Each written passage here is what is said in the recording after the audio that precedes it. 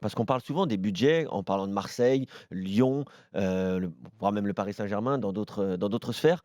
Mais est-ce qu'on se rend compte du budget de l'AS Monaco? Est-ce qu'on se rend compte qu'ils ont vendu un seul joueur 180 millions d'euros il y a un an? Mmh. Non mais s'ils descendent, mais c'est plus qu'une catastrophe industrielle. C'est, Mais pour non, moi, si, si, tu c'est franchement, ça. j'ai même pas le mot Bah, c'est ça, pour c'est une décrire ce qui catastrophe se industrielle, si, c'est non, ça. mais ce serait même pire, parce Mmh. que ce serait pour moi, ils ont même pas respecté le football, quoi. Tu peux pas descendre après avoir connu une demi-finale de Ligue des Champions il y a 2 saisons. Ouais. C'est pas possible Et non, mais j'insiste là-dessus, et c'est ils ont de quand la les chance qu'ils ont pas relations beaucoup de supporters ultras les derrière et relations tout, hein. entre Faut l'actionnaire peut-être et qu'il la leur manque principauté aussi, qui quoi. sont très fraîches, même si là, il y a quelques signes qui montrent que ça va un petit peu mieux. Pour la première fois depuis très longtemps, Ribolovlev a été réautorisé à aller en loge avec le prince. Mais moi, je me demande quel va être l'avenir de ce club-là sur le moyen terme. C'est quel actionnaire? Est-ce qu'il va rester? Est-ce qu'il va se désengager? Est-ce qu'il va vendre? Et je pense qu'une Après descente en Ligue 2, ça serait après vraiment cette question très, très grave pour le club vu l'instabilité Cette question, actuelle. on peut se la poser pour plein de clubs, hein. On peut se la poser à Nice alors qu'ils viennent d'être achetés il y a peu de temps également. Enfin, et on sait qu'aujourd'hui, quand, des propriétaires arrivent, ils ont pas une vision sur, 20-30 ans, tu vois? Da ça, Non on mais est justement, d'accord, mais pour Nico, la tu sais vision très bien là, que c'est pas le même contexte, à Géopolitique et Monaco cetera. et à Nice. Tu sais que pour Oui, acheter oui. le club, il y a différentes conditions à remplir et que trouver un actionnaire, c'est peut-être un brin plus compliqué. C'est miraculeux, hein, le but dans les derniers instants parce qu'au final sur le match, c'était pas la qualité entre les 2 équipes c'était pas un match qui nous a vraiment fascinés, qui a vraiment été extraordinaire. Après, Dijon, moi je pense que c'est quand même une des équipes les plus faibles du championnat. Il y a pas grand-chose. Tu as Slity qui est un bon joueur, mais à part ça, qui prend le jeu à son compte? Quel joueur, est capable de créer des différences? Il y en a pas beaucoup non plus et voilà, beh, écoute, c'est un but qui est hyper important. Le scénario est beau, mais je pense quand même que ça va être difficile pour eux de se maintenir parce qu'en termes de points, ils sont quand même, voilà, le classement ne ment pas. Tu regardes le calendrier à venir avec notamment le match contre le PSG. C'est important, mais je ne sais pas si ça suffira.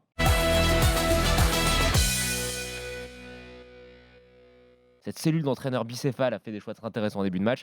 Dominguez qui est un joueur quand même un petit peu plus offensif qui a commencé le match. Tu as Raoui qui est quand même un bon technicien, même si irrégulier, manque de physique, mais qui est quand même un joueur de ballon qui a été mis d'entrée. Et au final, on a vu autre chose que on lance des longs ballons sur Crivelli et puis on attend. Et au final, c'est récompensé par quoi?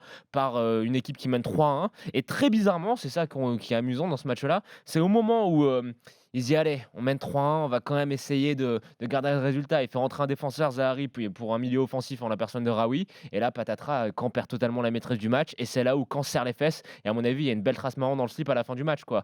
Donc le voilà, fameux caca culotte de de Comme le Jérôme, ouais. maillot de Sampaoli. L'audace a été récompensée, mais on voit bien que, tu vois, au moment où ils ont voulu mettre un petit peu le frein à main, ils ont fait le payer très cher.